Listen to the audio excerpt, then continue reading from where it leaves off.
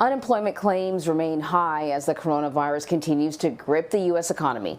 The Labor Department released its weekly jobless claims report today, and it shows another 900,000 Americans filed for first-time unemployment benefits last week. That is slightly down from the 926,000 new claims filed the previous week, but the still historically high numbers show jobs are still getting cut nationwide as a result of this pandemic.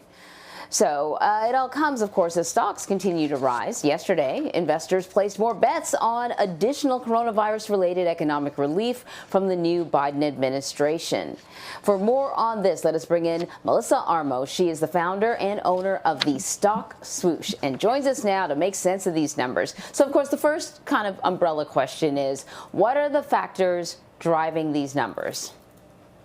Well, there's two things that are driving the market higher, and the market did make brand new all-time highs yesterday in the S&P, which was really amazing. When you think of the run that the market's had ever since COVID hit, which is we're getting almost to the one-year anniversary, it's astronomical to me. So there's two reasons the market rallied yesterday. One is because the market is expecting, with Biden in, that there's going to be more stimulus and that the stimulus is going to be significant, and that it's going to help people, and therefore they will go out and spend that money in the economy. The second reason the market rallied yesterday and made new highs, which probably many people may not know unless they trade the stock market, is that Netflix had earnings and blew out the earnings yesterday. As you know, many people are watching Netflix, so they had a huge number of added subscribers. The stock ran 100 points.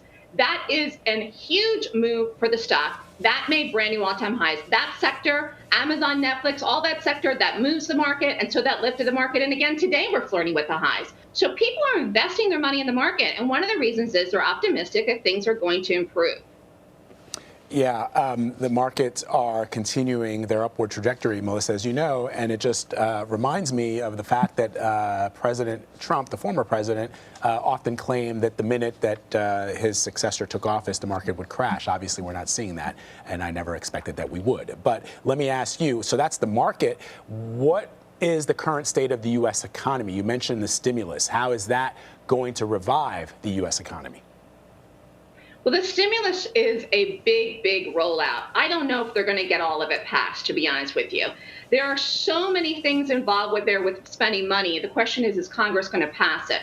One of the important things for regular people to realize, especially people that are out of work, is one of the things in the stimulus is to increase the unemployment extra $300 back to $400. Remember, last year was at $600 extra a week. Then they dropped it down in December to $300. So it's going to be bumped up $100 a week if that gets passed, and that will help people out of work. The other thing that's in that program to help people that are unemployed, which you saw today, the numbers are still 900-some thousand. That's a big number. Is that they're going to extend the mortgage foreclosure deadline and the evictions until September 2021, if, again, this gets passed. That would mean 20 months from March of 2020 through September 2021. If they extend that, that would mean 20 months where people really didn't have to pay rent. And while that's good for people unemployed, I think it's bad for people that have mortgages on these commercial properties like the landlords. So there's different aspects of the economy here that are working. Some are working in some people's favor, some are not working in other people's favor. I think ultimately the idea of trying to drive the economy forward really comes down to getting people back to work. While the stimulus plan is a great idea to help people out temporarily, they're also going to try to do the $1,400 checks, which they wanted to do last year, and then that wasn't passed through Congress either. It's a Band-Aid on a bigger problem, which is these unemployment claims that come out week over week. These numbers are way too big. And if people don't get back to work, ultimately, I think it is going to be a problem in the economy. We're not seeing it in the market right now. We're not seeing it in the economy as far as what people are spending in some of these retail stores, like Target made brand new all-time highs the other week, and some of these other stores. But people can't not work for what will be almost 2 years when you think about it, 20 months. I mean, that is a long time, a very long time. Yeah, that's so true. Listen, before we let you go, one other measure that we're hearing Joe Biden may implement will impact retirement. What do we know about that?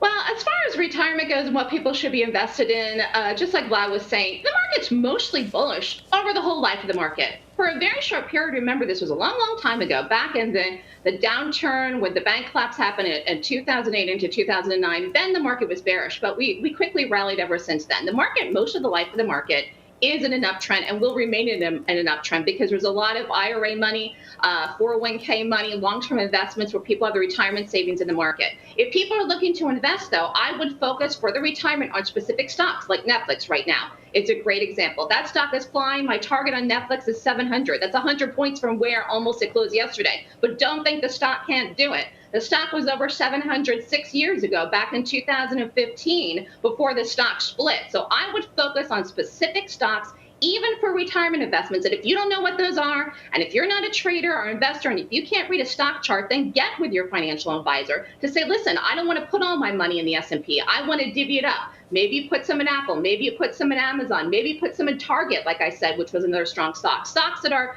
actually benefiting from the COVID. Always great to have your analysis, Melissa. Armo, thank you very much. Thanks for having me.